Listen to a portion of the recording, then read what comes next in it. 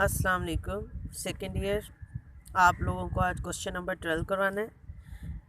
उसमें आप देखें कि find the position vector of the point of division of the line segment joining the following pair of points in the given ratio. यानी कि point सी आपने position vector find the position vectors of the point of division of the line segment joining the following pair of points.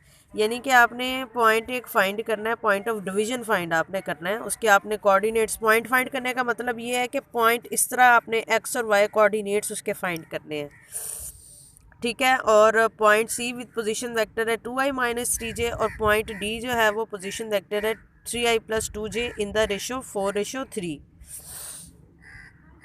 तो 4:3 में जो है ये देखें आप, ये 4 है, ये 3 है, इसमें इस रेशो में ये पॉइंट P डिवाइड करेगा इस लाइन सेगमेंट को। और जो पॉइंट C है OC जो है ये वेक्टर और पॉइंट C है ये OC पूरी लेंथ A के इक्वल है, ये 2i माइनस 3j है। और OD जो है B है और इसका पोजीशन वेक्टर जो है वो 3i प्लस 2j है। तो अब ये जो पॉइंट है P है ये डिवाइड कर रहा है CD को, ठीक है। इस CD को ये डिवाइड करेगा रेशो 4:3 में। तो हम ये रेशो फार्मूला हम लेंगे R, ये रेशो फार्मूला जी इस पे लगेगा, ठीक है। QA प्लस PB और P प्लस Q। तो जो रेशोज़ जो हैं वो P रेशो Q है, P इसमें P रेशो Q की इसमें ये डिवाइड करेगा, ठीक है। ये 4P है, P जो है वो Q जो है वो 3 है और P जो 4 है। तो QA प्लस PB आपने फार्मूला याद करना है। तो पोजीशन वेक्टर A आपने 2i माइनस 3j को कहा था और P जो है वो 4 है, B वेक्टर जो है वो 3i प्लस 2j को कहा था और 4 प्लस 3 को आपने ऐड करना है। तो आपका ये सारा मल्टीप्लाई करके और ऐड करके जो आंसर आएगा ना वो ये आएगा 18/7i माइनस 1/7j। इसी तरह से आपने इसका सेकंड पार्ट करना है, ठीक है। उसके बाद क्वेश्चन नंबर 14 क्या कह रहा है, ये इंपॉर्टेंट क्वेश्चन है। 14 ये है कि prove that the line segment joining the mid points of the two sides of the triangle is parallel to the third side and half as long, ठीक है। यानी कि लाइन सेगमेंट जो ज्वाइन कर रहा है दो साइड्स को ट्रायंगल की, वो तीसरी साइड की निस्बत हाफ है, तीसरी साइड की निस्बत हाफ है और पैरेलल है तीसरी साइड के। ये आपने दो चीज़ें प्रूव करनी है कि तीसरी साइड के ये जो पॉइंट को ज्वाइन करने वाली साइड है ये पैरेलल है इस साइड के और इस साइड की निस्बत ये हाफ है। तो OA का पोजीशन को कंसीडर करें ट्रायंगल ABC को, ठीक है। और इसके पोजीशन वेक्टर हैं A, B और C। तो OA जो है वो वेक्टर A के इक्वल है, OB B के इक्वल है, OC C के इक्वल है। तो D और E जो है वो मिड पॉइंट्स हैं, D और E मिड पॉइंट्स हैं साइड AB के और AC के।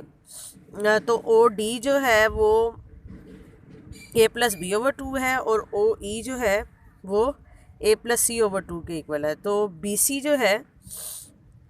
जो है वो किसके इक्वल होगा, OC माइनस OB।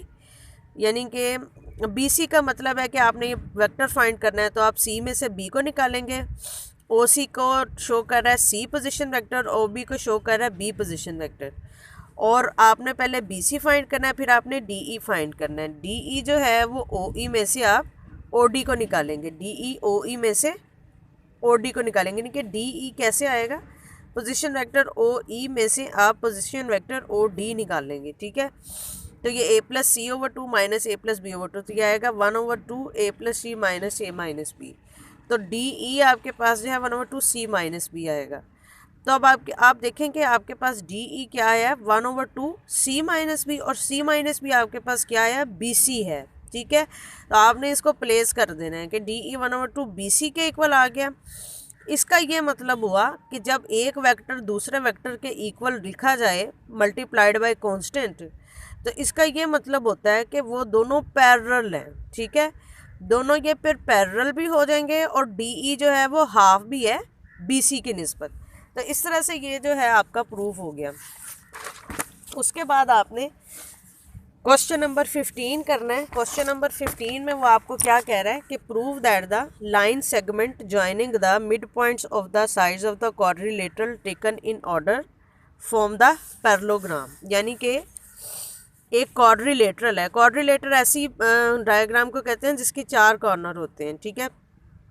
उसके मिड पॉइंट्स को ज्वाइन करने वाली जो डायग्राम है वो कहते हैं शो करें कि वो पैरेललोग्राम है, ठीक है।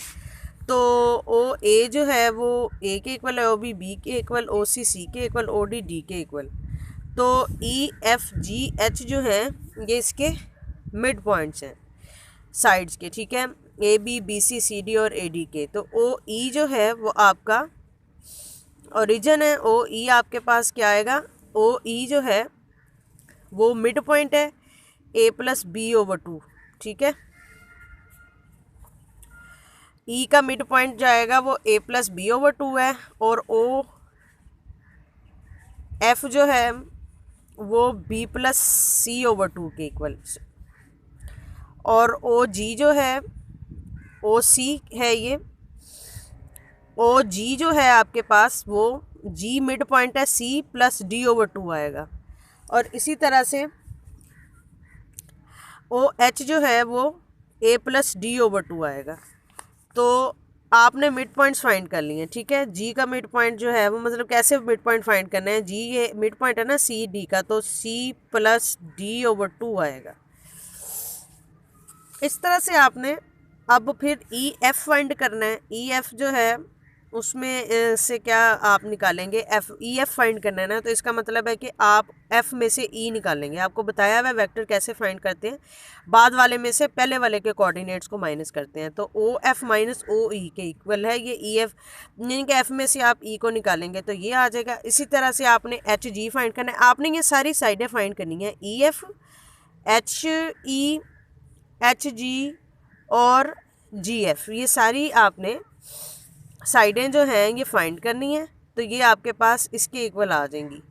तो ई एफ जो है वो एच जी के इक्वल है, ठीक है, और ई एच जो है वो एफ जी के इक्वल है। तो ई एफ जो है वो पैरेलल हो जाएगा एच जी के, और ई एच पैरेलल हो जाएगा एफ जी का। तो इसका मतलब है कि ई एफ जी एच जो है वो पैरेललोग्राम आपकी शो हो गई है। तो यही आपने शो करनी थी।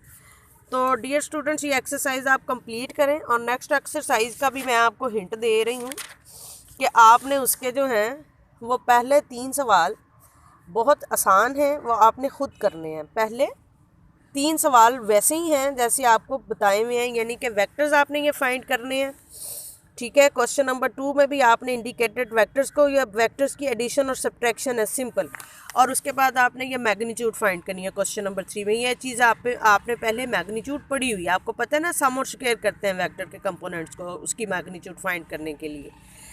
तो मैग्नीट्यूड के बाद आपने डायरेक्शन को साइंस भी फाइंड करने हैं। तो डायरेक्शन को साइंस आप कैसे फाइंड करेंगे, जो आपने मैग्नीट्यूड फाइंड करी है ना 29 अंडर रूट, उसको आप डिवाइड करेंगे वेक्टर के कंपोनेंट्स, यानी कि 2/29, 3/29 अंडर रूट और 4/29 अंडर रूट। ये डायरेक्शन को साइंस आ जाएंगे।